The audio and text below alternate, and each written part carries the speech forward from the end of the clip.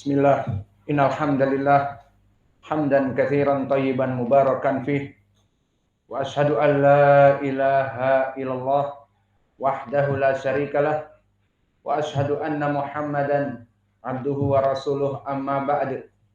Alhamdulillah, pada kesempatan hari ini, hari Rabu 13 November 2021, kita lanjutkan kajian di Fakultas Ilmil Aqidah dalam pembahasan syarah dari kitab Syekh kami Hadihi Da'watuna wa Aqidatuna, yang bisa kita ringkas menjadi Aqidatu Imami Muqbil Al-Wadi'i. Pembahasan kita pada kesempatan hari ini kita masuk kepada sesi yang ke-14, dan di sesi yang ke-14 masih di akidah yang pertama, yang mana akidah yang pertama adalah Ahlus Sunnah wal Jamaah menetapkan untuk Allah nama-nama dan sifat-sifatnya sesuai apa yang diinginkan oleh Allah dan Rasulnya. Maka sebelum kita masuk kepada kajian, dipersilahkan kepada ikhwanuna untuk mentasmi al-matan. Barakallahu fikum.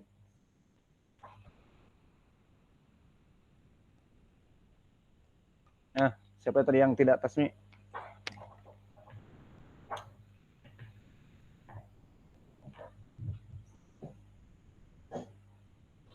Qala al-Imam Al-Wadi'i rahimahullah, na'taqidu anna nida' al-amwat wal isti'anatu bihim wa kadha al-ahya bima la yaqdiru alayhi illa Allah syirkun billahi wa hakadha al-aqidah fil furuz wal azaim annaha tanfa'u Allah wa min dunillahi syirkun wa hamilaha ma'a ghairi aqidatin khurafatin.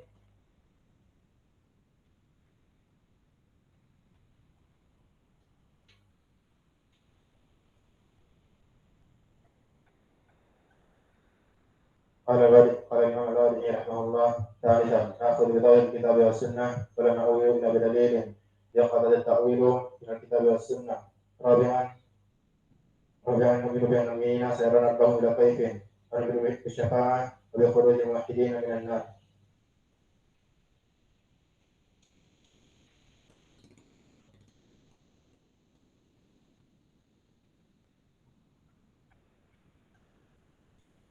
Bismillah. Qala al-Imam Al-Muqbil Al-Wadi'i rahimahullah, anna nida' al-amwat wal isti'anata bihim hadha al-ahya' bima yaksiru alayhi min Allah syirkun billah. Hadha fil aqidah wal aqidah fil furuz wal azaim annaha tanfa' ma'a Allah amun billah syirk wa hamilaha ma'awil aqidah khurafat.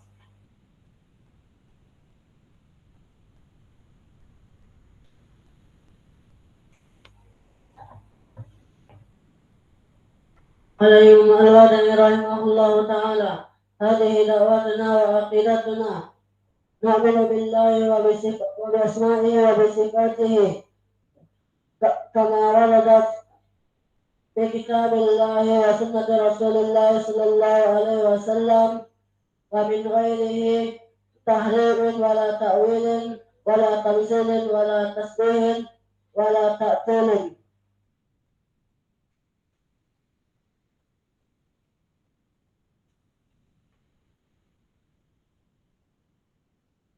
قال مالك رحمه الله تعالى: نعتقد أن نداء الأموات والاستعانة بهم وقد الأحياء فيما لا يقدر عليه شرك بالله، وهكذا العقيدة إلى الله شرك بالله، وهكذا العقيدة في الخروج والعزائم أنها تنفع مع الله أو من دون الله شرك وحملها غير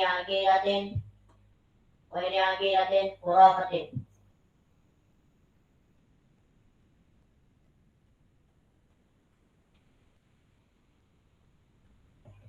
قال الإمام الوادعي رحمه الله تعالى: نؤمن بالله وبأسمائه وصفاته كما وردت في كتاب الله وسنة رسول الله صلى الله عليه وسلم من غير تحريف ولا تأثير ولا تأويل ولا تمثيل ولا تشبيه ولا تأثير.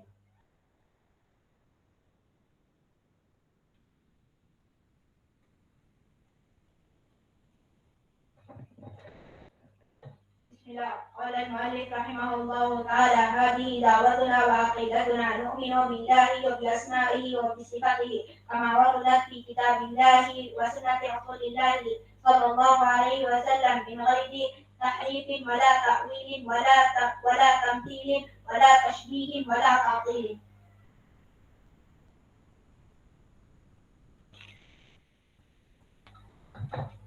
نؤمن بالله وبأسمائه وبصفاته كما وردت في كتابه وسنة رسول الله صلى الله عليه وسلم. في كتاب الله وسنة رسول الله صلى الله عليه وسلم من غير تحريف ولا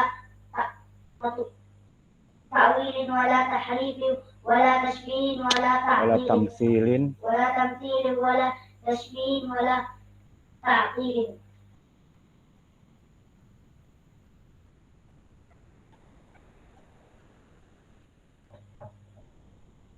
قال المؤلف رحمه الله تعالى: نعتقد أن النداء الأموات والاستعانة بهم وقال الأحياء فيما لا تقدر عليه إلا الله شرك بالله. وهكذا العقيدة في الحروز والعزائم أنها تنفع مع الله من دون الله أو من دون الله شرك وهم لها من غير مع غير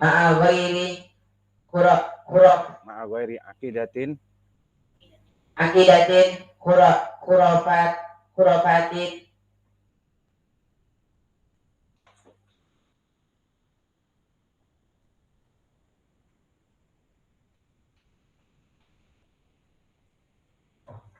Bismillahirrahmanirrahim. Allah Ta'ala hadhihi da'watuna wa aqidatuna nu'minu billahi wa bi asma'ihi wa bi sifatihi kama waradat fi kitabillahi wa sunnati Rasulullah sallallahu alaihi wasallam min ghairi tahrifin wala ta'wilin wala tamthilin wala tasbihin wala ta'tilin.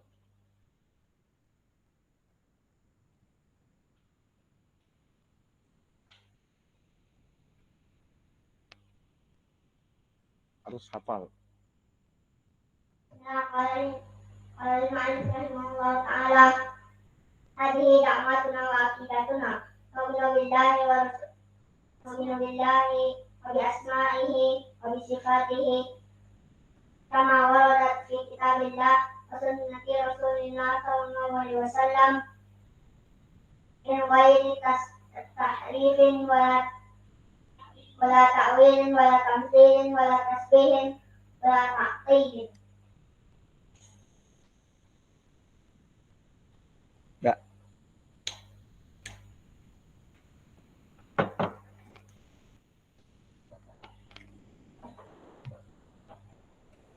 Bismillah.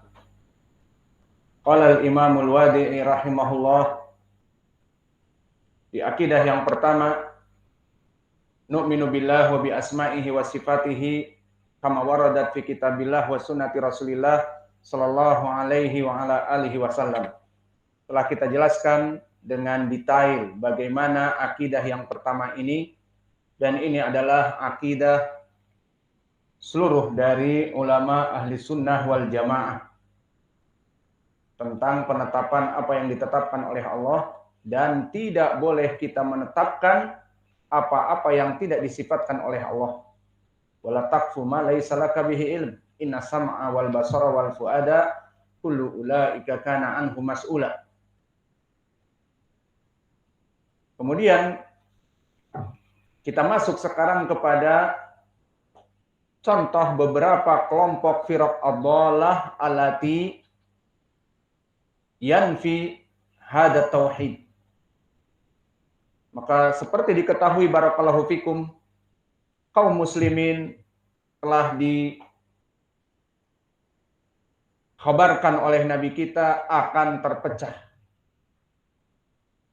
Seperti pertama di dalam hadis Irbad ibn Sariyah yang telah kita takhrij di hadis ini terlebih dahulu. Man ya'ish minkum ba'di fasayara ikhtilafan katsira. Bahwa orang-orang yang hidup setelahku seperti kita, atau yang datang setelah next generation dari kita, atau di zaman dulu, di zaman para tabi'i, itba'ut tabi'in sebelum kita, namun setelah Nabi, maka fasayara ikhtilafan katsira. Kalian akan melihat kaum muslimin bersimpang siur. Kaum muslimin menyimpang dari ajaran Nabi Muhammad SAW dan para salafus saleh. Lalu Nabi memberikan solution. Maka inilah dari kebiasaan ucapan Nabi menjelaskan suatu penyakit dan memberikan terapinya. Dan membahas suatu masalah dan memberikan the solve of problem. Maka di sini disebutkan man ya'ish minkum ba'di fasayara ikhtilafan katsira. Permasalahannya akan terjadi perpecahan umat. Lalu bagaimana solusinya? Fa'alaikum bisunnati wa sunnatil khulafa ar-rasyidin al-mahdiyyin addu 'alaiha bin nawajid. Maka solusinya adalah agar kalian berpegang teguh dengan sunnah. Maka kalian akan selamat. Maka di sini seperti hadis Anas, Abi Umamah dan Abdullah bin Amr bin Al-As, sayaftariku aw sataftariku ummati ila 73 firqah kulluha finnar illa wahidah. Semua dari kaum muslimin ini akan terpecah menjadi 73 golongan. Satu yang selamat di surga dan 72 di api neraka. Maka siapa yang selamat itu disifatkan al-jamaah, disifatkan as-sawadul a'zam, disifatkan ma'ana alaihi wa ashabi, semuanya maknanya sama. Mereka jumlah yang besar yang hidup di zaman Nabi dan para sahabat dan tabi serta itba'at tabi'in, maka mereka jumhur. Adapun yang menyempal menjadi 72 golongan, mereka orang-orang yang sedikit. Maka dari 72 kelompok yang sesat, berbagai ragam kesesatan penyebabnya. Di antara mereka ada yang sesat dari permasalahan al-qada dan qadar, masalah qadar dan yang lainnya. Dan juga gulu kepada Ali radhiyallahu anhu, menjadi kelompok as-sabaiyah dan menjadi kelompok asy-syiah, ar-rafidah, dan terpecah setelah itu menjadi imamiyah dan ismailiyah yang telah kita terangkan juga, itu dari kelompok asy-syiah. Dan tadi dari kelompok masalah qadar, mereka menjadi al-jabriyah dan menjadi al-qadariyah. Orang-orang yang menafikan qadar, mengatakan Allah tidak mempunyai ilmu perkara yang akan datang, dan Allah tidak menetapkan bagi seseorang akan mati dalam keadaan kafir atau musyrik, seperti itu. Dan begitu pun dalam permasalahan yang lain seperti keimanan. Maka mereka mengatakan bahwa iman itu tidak bertambah dan tidak berkurang. Iman itu satu. Dan ada yang mengatakan bahwa iman itu tidak butuh kepada ucapan dan perbuatan. Iman itu cuma yakin di dalam hati. Maka tidak butuh dengan amalan-amalan, ucapan dan perbuatan. Maka ini semua dari permasalahan yang menyebabkan mereka sesat, akhirnya terdapatlah dari kelompok iman ini menjadi orang-orang yang khawarij dan menjadi orang-orang yang murji'ah. Dan begitu pun dari contoh kesesatan mereka adalah permasalahan al-asma was sifat. Maka dari kelompok-kelompok sesat, mereka menafikan dari al-asma was sifat. Maka inilah yang akan kita bahas sekarang, dari firaq ad-dhalah yang mana mereka sesat bukan permasalahan iman, bukan permasalahan qadar, dan bukan permasalahan gulu kepada Ali radhiyallahu anhu, tetapi permasalahan di sini permasalahan al-asma was sifat. Maka yang pertama dari kelompok yang paling sesat dan paling besar sesatnya kelompok Al-Jahmiyah. Dan kelompok Al-Jahmiyah masyhur dia pengikut Al-Jahm ibnu Safwan. Maka Al-Jahmiyah dinisbatkan kepada Al-Jahm ibnu Safwan.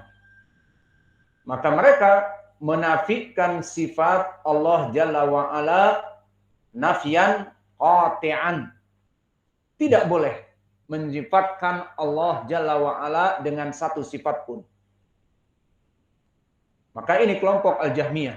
Sehingga semua Al-Quran yang berbicara tentang sifat Allah, Allah mempunyai wajah, Allah mempunyai tangan, Allah mempunyai sifat As-Sami' wal Basir, dan yang lainnya, itu dianggap angin lalu.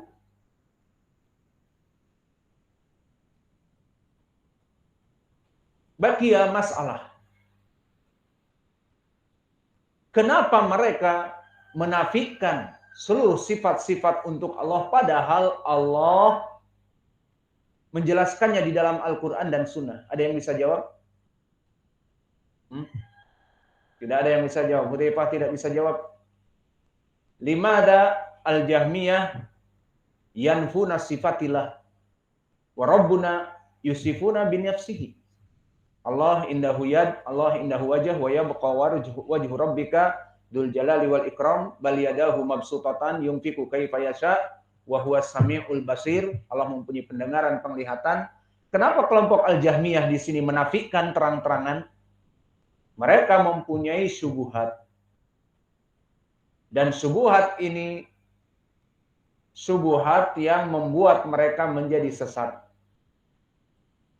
Di mana mereka mengatakan kita tidak boleh menetapkan untuk Allah sifat. Karena lihat bagaimana kelompok ahlul bid'ah, bahwa mereka menyangka wa yahsabuhum annahum yuhsinuna sun'a, mereka membuat perbuatan yang baik untuk Allah. Kita tidak boleh mensifatkan Allah karena kita ingin tanzih untuk Allah, ingin mensucikan Allah dari sifat-sifat yang buruk, karena Allah Maha Agung dan nothing compares, tidak ada lawannya. Lalu apa?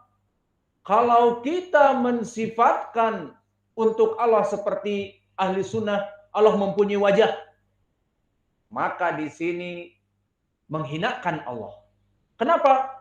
Allah mempunyai wajah, berarti seperti kita, ada wajahnya. Di wajah itu ada dua mata, ada hidung, ada bibir, ada kumis kalau laki-laki. Maka Allah seperti itu. Kemudian ahlu sunnah menetapkan Allah mempunyai tangan. Maka ini penghinaan bagi Allah. Kenapa? Karena kalau Allah mempunyai tangan, berarti Allah mempunyai tangan seperti kita. Mempunyai 5 jari, jempolnya lebih besar daripada telunjuk, dan kadang ada bulunya dan tidak ada bulunya dan sebagainya. Maka ini penghinaan bagi Allah. Lalu bagaimana? Kita kelompok Al-Jahmiyah tidak menghina Allah. Lalu bagaimana? Seluruh sifat Allah kita buang. Kita maknakan di Al-Quran makna yang tidak pada tempatnya. Tidak maknanya sifat Allah, tetapi apa saja. Maka mana yang mengaku cinta kepada Allah dan menginginkan Allah itu mulia? Mereka atau ahlu sunnah? Jawabnya mereka. Berarti mereka telah menafikan sifat-sifat Allah. Dan mereka mempunyai syubhat yang menyebabkan mereka tersesat, seperti biasa kelompok ahlul bid'ah beristidlal dengan ayat Al-Quran yang tidak pada tempatnya. Pendalilan mereka sangatlah ringan, kabaitil ankabut, seperti rumah laba-laba. Dan mereka beristidlal dengan ayat Al-Quran yang tidak ada makna ke arahnya, hanya sekedar mengambil dan tidak memahami dari makna Al-Quran tersebut. Itu kebiasaan ahlul bid'ah.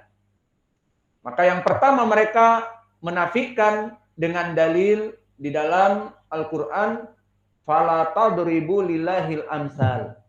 Tidak boleh bagi Allah itu menyebutkan permisalan baginya. Tidak boleh kita ini menjadikan bagi Allah sifat-sifat untuk kita ini memisalkan Allah dengan sifat-sifatnya. Maka Allah mempunyai wajah, berarti menghinakan Allah. Karena makhluk mempunyai wajah dan Allah mempunyai wajah. Jadi harusnya tidak sama, itu maknanya. Dan begitu pun pendalilan yang lain, laisa kamitslihi syai', bahwa Allah itu tidak sama dengan makhluknya.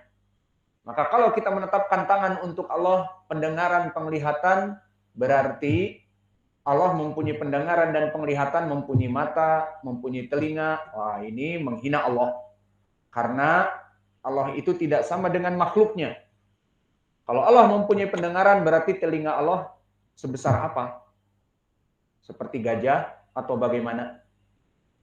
Atau penglihatan Allah mempunyai 2 mata atau lebih.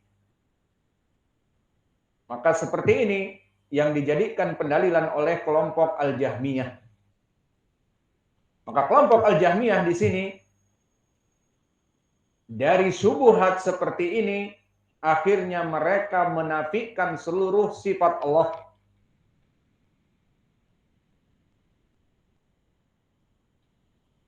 Maka mereka mengatakan bahwa sifat yang disebutkan oleh manusia dari wajah, tangan, kaki, mulut, atau sifat-sifat yang tidak berhubungan dengan badan Allah seperti sifat datang, sifat tertawa, sifat turun ke langit dunia, seperti di hadis yang masyhur muttafaqun alaih dari Abi Hurairah, yanzilu rabbuna fi kulli lailah fi thulutsil akhir minal lail, bahwa Allah itu turun setiap sepertiga malam terakhir. Maka di sini dinafikan oleh mereka semua. Fa innahu la yajuz an yusifa biha al-bari subhanahu wa ta'ala. Tidak boleh kita menyifatkan untuk Allah segala sifat, karena akan menyifatkan persamaan. Allah mempunyai wajah, kita punya wajah. Allah mempunyai tangan, kita punya tangan. Allah mempunyai sifat datang, kita pun mempunyai sifat datang. Allah mempunyai sifat apa saja yang disifatkan di Al-Quran dan Sunnah, maka tidak boleh. Kenapa? Karena kita ingin mensucikan Allah dari makhluk. Maka disebutkan juga oleh Imam Khatib Al-Baghdadi di kitabnya Al-Farq Bainal Firaq, bahwa imtana al-jahm mimma wasafallahu ta'ala bi annahu syai' au hayyun au alimun au muridun wa qala la asifuhu biwasfin yajuzu itlaqahu ala ghairihi ka syai'in wa mawjud wa hayyun alimun muridun wa nahwu dzalik, wa wasafahu bi annahu qadirun wa mawjud wa fa'ilun wa khaliqun wa mahyu wa muhyi wa mumit li'anna hadhil awsaf mukhtassah bihi wahdahu. Maka maknanya bahwa mereka melarang Jahm ibn Safwan dan pengikutnya untuk Allah sifat-sifat menghidupkan, mempunyai ilmu dan mempunyai keinginan, maka ditakutkan agar sama seperti makhluknya. Maka kita jawab syubhat ini barakallahu fikum dengan mudah. Apa? Pertama, dari mana kalian mengkonsekuensikan dan mengilzamkan untuk Allah jika Allah mensifatkan bagi dirinya mempunyai wajah, kemudian wajahnya seperti makhluk. Jika Allah mempunyai pendengaran, pendengarannya harus seperti makhluk. Jika Allah mempunyai tangan, tangannya harus seperti tangan makhluk, tangan manusia. Dan seterusnya. Dari mana konsekuensi ini? Inilah makna dari kesalahan mereka. Mereka mengkonsekuensikan jika kita menyifatkan Allah, maka Allah maknanya seperti kita. Akhirnya mereka dengan landasan ingin memuliakan Allah, tujuannya tanzih lillah, maka akhirnya ya sudah kalau begitu jangan menyifatkan untuk Allah. Karena kalau menyifatkan dari sifat-sifatnya Allah datang, berarti datangnya seperti makhluk, datang pakai motor, datang berjalan kaki ke masjid. Allah itu turun. Nah, turunnya manusia bagaimana? Dari atas tempat tinggi ke bawah. Nah, begitupun turunnya Allah dari langit.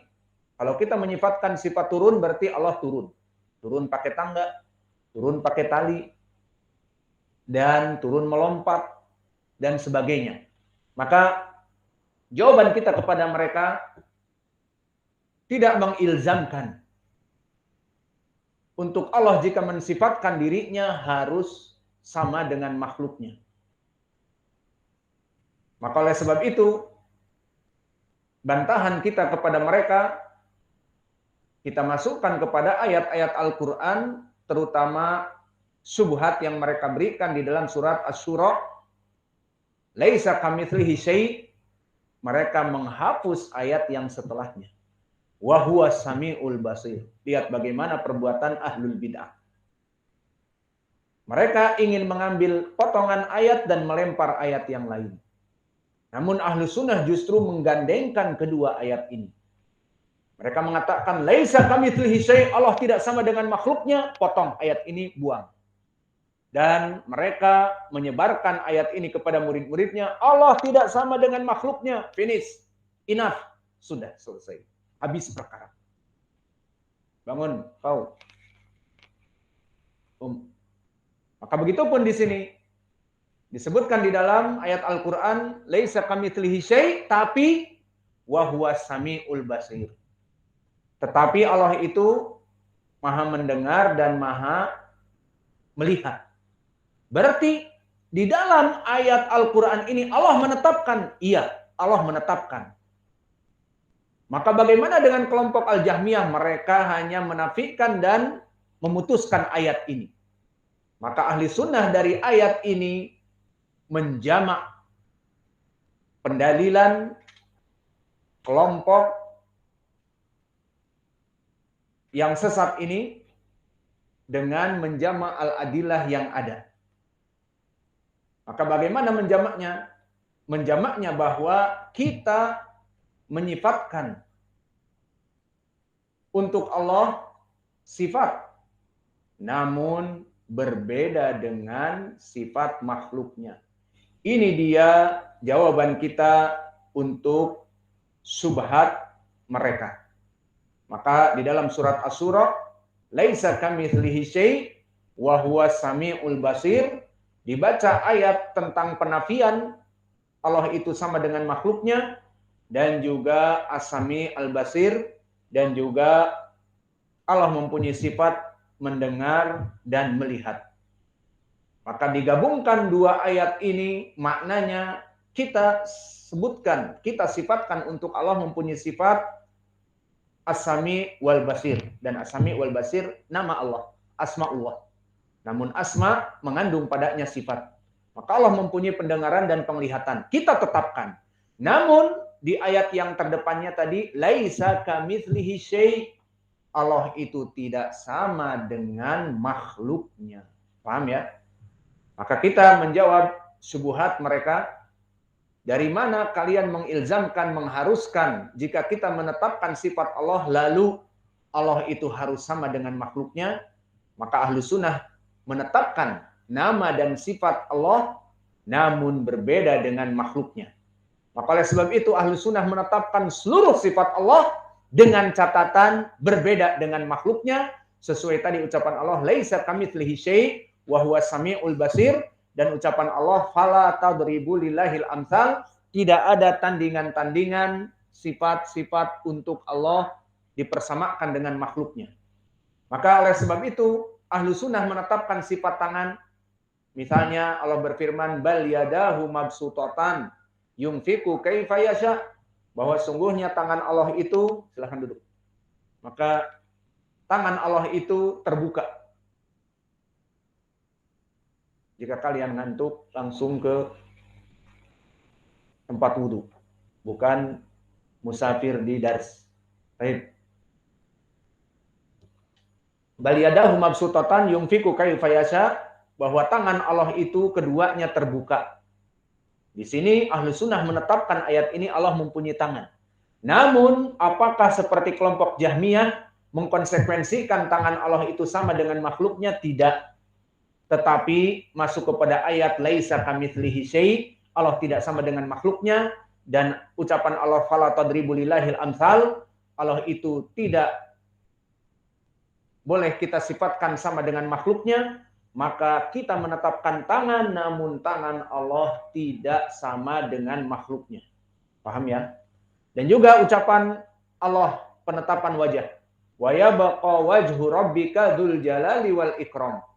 Maka yang tersisa hanya wajah Allah yang maha mulia dan maha agung. Berarti Allah mempunyai wajah. Iya, kita sifatkan Allah mempunyai wajah. Lalu bagaimana membantah kelompok Al-Jahmiyah tanpa mengkonsekuensikan Allah itu wajahnya sama seperti makhluk, sama seperti kita, atau sama seperti binatang-binatang Hollywood, para selebritis yang masyhur, yang kata mereka gagah dan tampan. Tidak. Maka Allah berbeda dengan makhluknya. Maka ini jawaban kepada mereka kelompok Al-Jahmiyah. Maka kelompok yang pertama yang tersesat di dalam permasalahan ini adalah kelompok Al-Jahmiyah. Dan kelompok ini dinisbatkan kepada Al-Jahm ibnu Safwan. Maka mungkin setelah kita berikan pelajaran yang sudah banyak menyita waktu, kita cukupkan kajian kita di sini. Wa naktafi ila huna wa jazakumullahu khairan wa barakallahu fi ilmikum subhanallah.